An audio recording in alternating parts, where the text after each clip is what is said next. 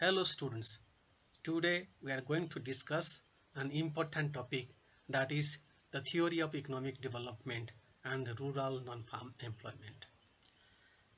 Now, why is rural non-farm employment so critical when it comes to development practice in many of the developing countries? To reflect upon this topic, we have to go back and analyze the evolution of the theory and practice of economic development in most of the developing countries during the last 8 to 9 decades.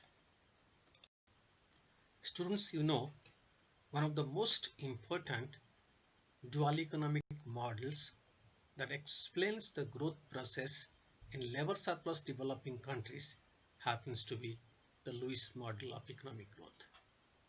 This model essentially talks about the role of creation of capital surplus in the economic development of developing countries. And how is this capital generated? This capital is generated through a process of structural transformation. What is this process of structural transformation?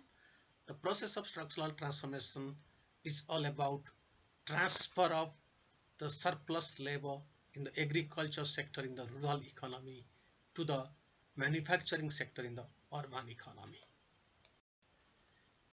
To continue, subsequently Ranish and Fee, they extended this dual economic model and in a sense formalized the Lewis theory.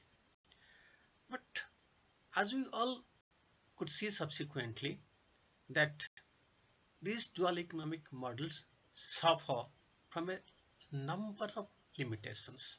In the next slide, we'll be discussing some of the important limitations of this dual economic model. Now we'll discuss some of the critical limitations of the dual economic models, particularly the Lewis one. One of the most important limitations of the Lewis model happens to be its deliberate neglect of agriculture. To Lewis, capital surplus could only be created in the manufacturing sector. The agriculture sector in the rural economy would not be in a position to give rise to enhancement in productivity. Secondly, this whole contextualization of the non-agricultural activities to the urban space is also an oversimplification. As we see today, that in many of the developing countries, the non-agricultural activities are not only located in the urban space, they are also in the rural areas. And thirdly, this model somehow actually has overlooked the complexities involved in the labor migration process from the rural sector to the urban sector, from the agriculture sector in the rural economy to the manufacturing sector in the urban space. To continue, as Todaro points out, that the large-scale increase in urban employment stipulated and postulated by Lewis and other such economists hasn't happened in many of the developing countries. On the other hand, what we see that many developing countries experienced, because of this indiscriminate migration from the rural sector to the urban sector, large-scale unemployment, urban underemployment and congestion. And to add to that, the urban economy has experienced some kind of increase in the wage rate, although Lewis and others had stipulated the urban wage rate to remain constant over a period of time. And this has happened, so this increase in urban wage has happened in spite of presence of open unemployment in the urban economy. Now we see the emergence of the urban informal sector in many of the developing countries. When in the early 60s, 70s and even 80s, the urban informal sector was coming up, the development economics explain that it would wither away as the forces of development get consolidated. But development practice in many of the developing countries during the past 6-7 decades have shown that nothing of that sort has happened. On the other hand, what we see, the urban informal sector has become an organic part of the development process of such economies. And the magnitude of the people working in the urban economy in such economies has gone up to 60-70%. That itself is a different story altogether. And now we also see what we call some kind of a dualism in the urban economy in many of the developing countries. Now let's look at some of the subsequent developments. It's because of all these negative developments happening in the urban space, policymakers and development economics thought of addressing this problem of large-scale rural-urban migration. And this was thought upon to be addressed by again bringing back to the development agenda the urgency, the relevance of large-scale rural development. And that's the reason for which once again rural development became the priority in development theory and practice. Although the focus was brought back on rural development, but fundamentally rural development remained agriculture centric. That's why in 1970s and 80s rural development was synonymous with agricultural development. And that's the reason for which during these decades all kinds of institutional, technical, economic, extensional arrangements in the rural space were meant for agriculture. In contrast, the non-farm activities or non-agricultural activities in many of the rural economies of the developing world didn't get the kind of attention they deserve to get. Models of rural development with agriculture postulated that with the growth in agriculture, the non-farm activities which were coming up gradually in many such economies would disappear. However, actual development practice in many of the countries do not testify to this kind of a happening. What we experience in such economies is that with the growth in agriculture, the non-agricultural activities have also started increasing, and that's the reality in many of the developing countries. Now we'll make a case for rural non-farm economy, and that's all about why is the non-farm economy so critical in development practice. In the next 2-3 slides, we'll be discussing all these reasons. We start with a very pertinent observation that we all make in the context of many developing countries. That's all about the falling elasticity of job creation. As we observe in many such countries, the employment in the modern formal sector as well as in agriculture is not increasing in proportion to the rise in productivity or output in these sectors. In addition to that, we also experience large-scale unemployment, underemployment, and poverty in the rural economies of developing countries. In addition to that, the governments in many such economies during the last 4-5 decades have undertaken large scale what you call structural adjustment and economic liberalization measures, as a result of which the capacity of the government to create more jobs has also significantly reduced. Again, large-scale rural to urban migration in many of the developing countries has created massive problem of urban congestion.